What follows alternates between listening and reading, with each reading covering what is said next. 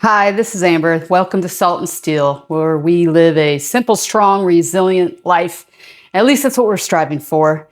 And today, this has just been something that has been in my head for a while, and I just kind of want to talk about it, and I'm hoping some of you can relate. So this perimenopause thing, I've been going online and I've been trying to find out ways to combat some of the symptoms that I'm having in a better way, just because I have now hit a frustration point. But knowing my body and knowing myself, I know that I'm probably ahead of the curve. And so it bothers me enough that I'm wanting to take action. So where this all started is I am currently 48 years old, 48 and a half-ish years old. Last year, it'll be exactly a year ago this month. It's July 2nd right now of 26. So early July of 25, I was at work. It's a super hot day in Florida, just like it was here.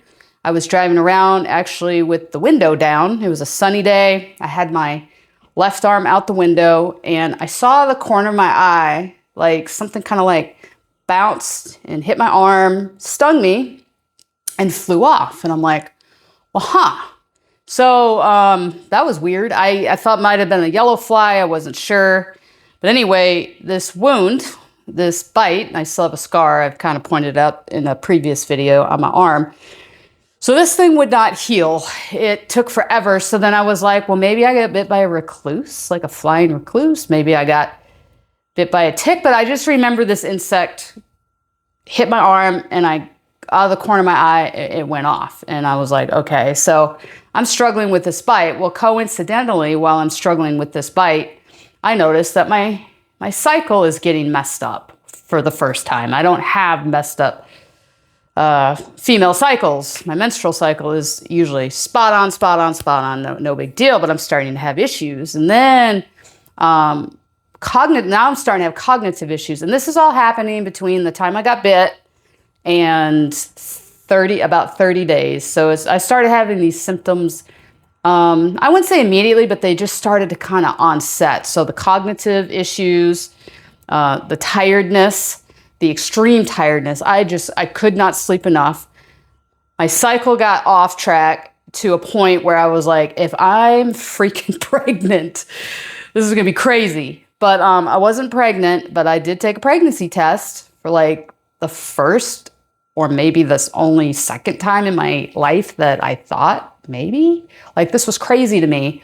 And so this thing would not heal. After 30 days, I started to get chronic headaches. So my cycle's messed up.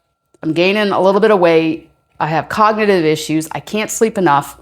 Here come these mild headaches that are just mild enough to irritate you all day, but not so severe that you can't sleep. So I could fall asleep.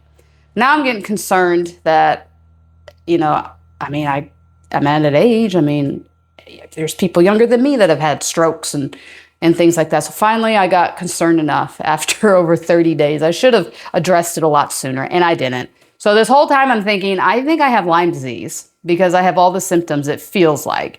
So I get on a teledoc conversation, and one afternoon, and the teledoc asks me all these questions about Lyme disease. And of course, the answers are yes. He tells me I need to go to the emergency room immediately and get a blood draw to see what is going on because he's convinced I have Lyme disease. So go to the emergency room, have a terrible experience.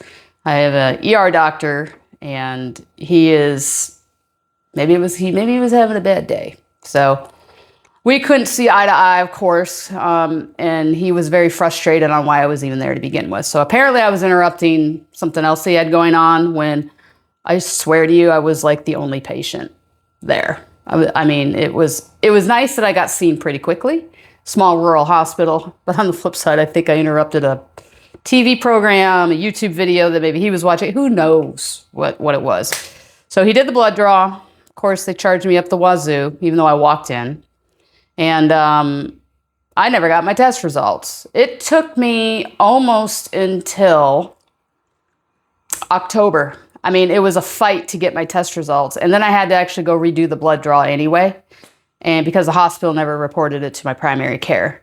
So I got another blood draw and it said no, you don't have Lyme disease. So that was in July, August. It was October before I saw my primary care, and I had to address it again. They put me on the doxycycline, which immediately took away all my symptoms. So I did a round of doxycycline, which I'm not a fan of antibiotics like that because they wipe out your immune system. And that kept me from my normal, twice a year I'll do a 72-hour fast to reset my immune system naturally. But that kind of blew that. So I didn't do any kind of 72-hour fast until January of this year, or February. Like I literally I feel like I just did it. Maybe I didn't do it in January. I'd have to go back and look. Honestly, I didn't. I did it recently. I did it in May or June. So I might have done it right after Memorial Weekend. So I'm trying to get my body back on track on what's normal to me. However, since this incident, I feel like I got thrown into perimenopause. So I don't know if the insect bite just pushed my body there, but everything kind of came together at once for me.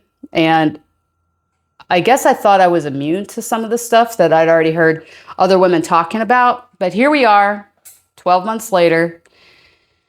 And I have been able to get my cycle pretty much back on track. Like I am pretty much dialed into regular. Like I'm still regular. However, I'm experiencing the weight gain unexplained, the one that you hear so much about. So as I'm going online and I'm trying to research, I mean, I understand biologically and physiologically what's going on. Like there's so many videos about how your hormones are going from your reproductive hormones and they're trying to shut down and go to your adrenals. And I get it. But that's not what I'm looking for. What I'm looking for is a strategy, a technique, a natural way. As long as I can do it effectively and productively and healthfully, I want to do this as naturally as I can. So when I say do this, I'm talking about my weight gain, my brain fog, I'm getting gray hair. Okay. We all know, we all see it. The loose skin, trying to retain the muscle, So I have put on, I'm just going to go out with my numbers. I don't even care. It used to be such a thing. You tell anyone what you weigh. That's very offensive when you ask a woman what she weighs. Well, here's the deal. It's different now. A lot of things are different now. We used to never ask people how much money they made. We never asked how much was in their bank accounts. We never asked about weight. And guess what? It's what we do now. So that being said, I typically walk around between 133 and 135. I don't personally like seeing below 133 on my body frame. I feel like it looks I just don't like the way I look. I look too fragile, I think. 135 to me is pretty much on point. Or a solid 133. So I have no trouble because I incorporate very strict days in my week of my eating and my exercise. And then I call the turkey days. I call them turkey days. I incorporate also. So I have turkey days. I like having my turkey days. That's just where I am acting like a turkey. I eat and drink what I want and I just kind of go for it, for a weekend or whatever. And then I go, bam, right back on track.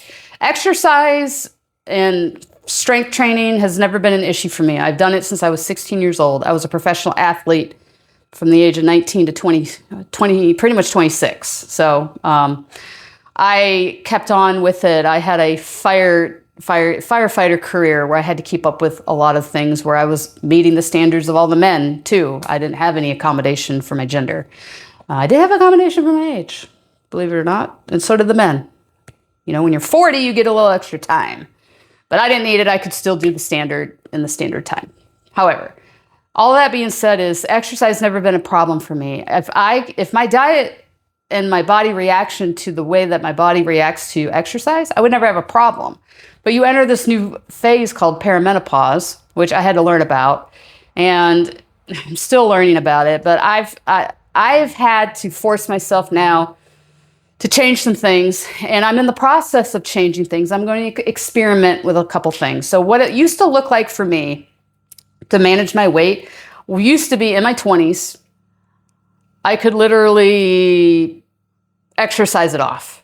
I mean, I literally did. We all did it. We did it in college. We did it after college. But then you hit another age where it's like, oh, you can't just like eat what you want and then go work out and get like a sustainability result. Like we all go through that also. So then I've discovered intermittent fasting, I think in my mid 30s, maybe even closer to the early 30s. And I fell in love with it. I fell in love with all the benefits that you get from it, how it naturally is the only way to stimulate your human growth hormone, which reverses the aging process. It repairs all the cells. It rebuilds your immune system. I mean, it literally helps you build muscle. It rids of all the free radicals in your body. It's a great cancer prevention technique for your body. I love everything about it. I also love intermittent fasting because it keeps you from spending more money on food. I tell people, if you ever want to save money on your groceries, skip a meal. Just skip a meal. You just save $20. So I worked in the intermittent fasting. I worked into 2 meals a day. And then I moved from that to more of an OMAD style, but it's not super OMAD what I do and have been doing. But my body is so trained now that I basically eat once a day.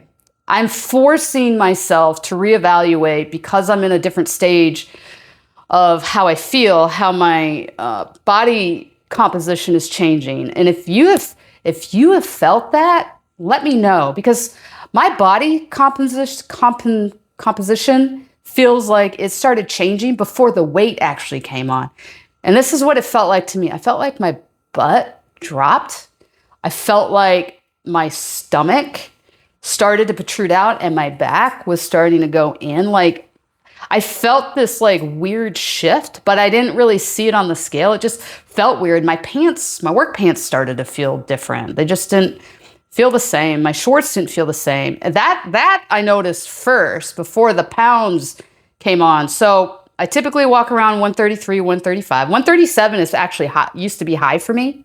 When I say used to be, like 6 months ago, used to be high. So now, for some reason, my body pushed itself and it just wants to stay at least 140. And my weight is fluctuating so much that I will tell you today is Thursday. On Monday morning, when I stepped on the scale, I was almost 145. Now, I stepped on the scale this afternoon, and it said I was 140. I wasn't 145. I was 145 on Monday, but I can tell you, I think yesterday when I was on the scale, I was still at 143, close to 144, and now I'm at 141. I mean, my weight is all over the place, and I know for a lot of women that sounds like you're only talking about a small amount of weight. I know that I'm talking about it and I'm not discrediting anything and I'm not trying to offend anyone. What I'm saying is my frame is so sensitive to these fluctuations that it has put a flag in my head like, what the hell is going on?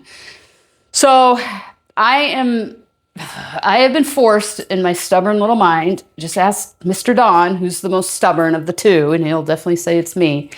But what has been working for me is now not working for me. And I've noticed it absolutely in the last at least 6 months. But I started the physiological changes in the cognition, just the tiredness, the brain fog and all of that when I got bit by that insect. And like I said, I'm not sure if all that was coincidental. The insect could have threw me into this next phase just because my body might have been vulnerable. And that was the push it needed to start perimenopause. So currently, my cycle is pretty much on point. It is on point. I mean, I'm having it every month. There's just been one time that I did not have it in a month, and then it came around, and then it kind of has worked itself back out. One thing that hasn't changed is the feeling of my body composition. I feel fat and bloated all the time. I feel disgusting. I feel like I am the marshmallow man every day. I finally am breaking down as I'm filming this video. I am breaking down and I am trying to change my mind on what I want to do, what I enjoy doing, which is the intermittent fasting, eat once a day. And I have my meals already set up and out, which is a high fat and protein. And I tack on a little bit carbs at the end and I call it good. I think I'm going to have to change. So one change I have made, because I'm all about not change. I don't like to change everything at one time because then I don't know what really works. So for example, one change I made, you probably have seen the video come out. If you haven't, go watch it. But I had a cholesterol issue and I've always had a little bit of a blood pressure issue, but this has helped that a lot. The main focus was my cholesterol. So back in October when I got my blood work and it said that my cholesterol has elevated to a ratio that my doctor did not like anymore. She wanted to put me on some medicine, of course, a pill. I don't want to do it. She already knew that. So I said, hey, she goes, well, let's just watch it. I go, well, let's redo a draw in 6 months. And that was my idea. So in that time, I'd already been researching fresh milled flour and bread. Now, when I got into fresh milling flour with fresh berries, my problem is I am so carb phobic because I know how sensitive my body is to carbs, even before perimenopause, or at least where the symptoms weren't so much as they are now. I could just look, at something and go, oh, that's easily going to put some weight on me, but I know I can get it off with it. If I do this tomorrow, by the middle of next week, it'll be like it never happened. So bread's always been one of those things. I love bread just as much as everybody else, but I know how inflammatory it is. I know how much carbs is in it. I get it. So I've had to change my mind on bread and flour. So now the cholesterol was more important to me than the weight gain that might come with it, or the weight struggle that I might have with it. So I changed my bread, which I didn't even eat that much anyway. So I actually had to become intentional with eating bread, and it had to be fresh milled. And then I changed to a high phenolic olive oil as a supplement, not something that I poured on food. It's something that I actually take with a tablespoon in the middle of the afternoon when I break my fast. So I did those two things within 6 months. Bam, both numbers took a nice plummet. And when I went back in April to talk about my numbers, she said, no, I'm very happy with your cholesterol. And your blood pressure looks better. Probably correlated. I wasn't eating bread every day. I was eating bread probably once every 2 weeks and making kind of the smaller loaves. So I wasn't all in because I'm carbophobic and I didn't want to put on a bunch of weight. So I didn't want to lower my cholesterol just to fight some other issue that might present itself. So I'm still working on, getting over the carbophobia thing. So my most recent thing after that is I got on magnesium by glycinate. The one magnesium, it is, here, I'm going to be right back. I'll tell you what it is. Let's just make it simple. I went and got it. It's magnesium by glycinate. Now the by part doesn't mean anything. Apparently that's just more of a scientific true name to the magnesium glycinate that you might find. So I started taking this. I started taking 2 a day. These are 90. There's 90 capsules in this. This is how many milligrams? I think this is 600 milligrams twice a day. So it's 1,200. So I started taking it. It does not make me sleepy. You'll hear people say that that's good for a good night's rest. This does not make me sleepy. I guess it chills me out a little bit, maybe. I don't know. I can't tell. And then I started taking ashwagandha. So ashwagandha, I'm taking that twice a day. I ran out of that, and I'm waiting on Transparent Labs to send this. So they say that Thorne, Thorne, is the best, high quality if you're going to take stuff like this. My problem is I couldn't find it kind of separately. I just want to take capsules. I don't want to take smoothies, and I don't want to have to mix all these drinks and stuff. Just give me a capsule and I'll be done. So that's why I went with Transparent Labs. They're out of Utah, and they are a high renowned from the research that I said. So if I wasn't going to go with Thorne, then this was a great second option to get supplements. So I started to do those two things. So I started doing those two things probably 45 to 60 days ago, because I only had enough of the ashwagandha to get me through, 30 days basically, or maybe a little bit more. I might have missed a day or two, on a weekend or something.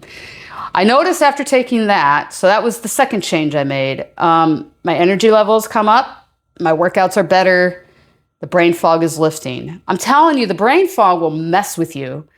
I was forgetting things. I don't forget things like numbers and names, like little details of my day that I need to remember. I don't struggle with that, but I was struggling with that a year ago. I mean, struggled to the point where I questioned if I had dementia. And I never said anything to anyone, but I'm like, I wonder if I have dementia. Or I pray to God I don't have the beginning of Alzheimer's. And then I'm like, it has to be perimenopause. It has to be something else. And I believe that's what it is. Perimenopause. It'll make you crazy.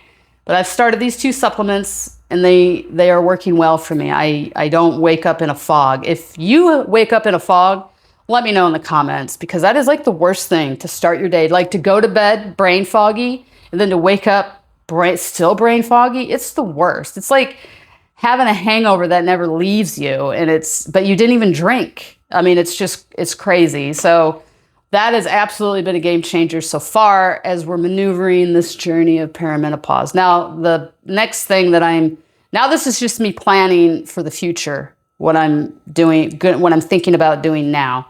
So now that my cycle is still consistent, the body proportion thing doesn't feel right. I don't like that at all. That bothers me the most, because then it becomes a self-image problem. But I am looking at having to maybe do a little bit different way of intermittent fasting. And that's going to include, I think I'm going to try this. I was never a fan of this, ever. I'm just telling you now, I have never been a fan of freaking counting. I don't count grams of protein. I don't count macros. I've never done that. And my blood work has been impeccable. For years, I've never had to be on a supplement except for vitamin D. Everything else, my proteins, all my blood work comes back fantastic. I've always had that little bit of elevated good and bad cholesterol, but the ratio was perfect, that my doctor at one point said, your arteries are so slick, it's insane. So I've never had deficiencies. And it's probably because I eat a lot of red meat. Red meat is fantastic. However, it's not enough, I don't think, in the stage I'm in. So here's the 2 things I'm looking at doing. I'm not started yet, because I don't like to change a lot of things until I know that something works or it doesn't. Because if I throw too many variables in there, I'm not quite sure what's working and what's not. The supplements are working. The bread and the olive oil is working. Good, check. I think I'm gonna go ahead and bump up that protein. So I've ordered the carnivore bar. I've been avoiding that, but if it means that I can get my protein up, I'm gonna try it. I even am trying to order sardines. Sardines seems to be a thing. I don't like sardines, but I'm going to try boneless, skinless sardines.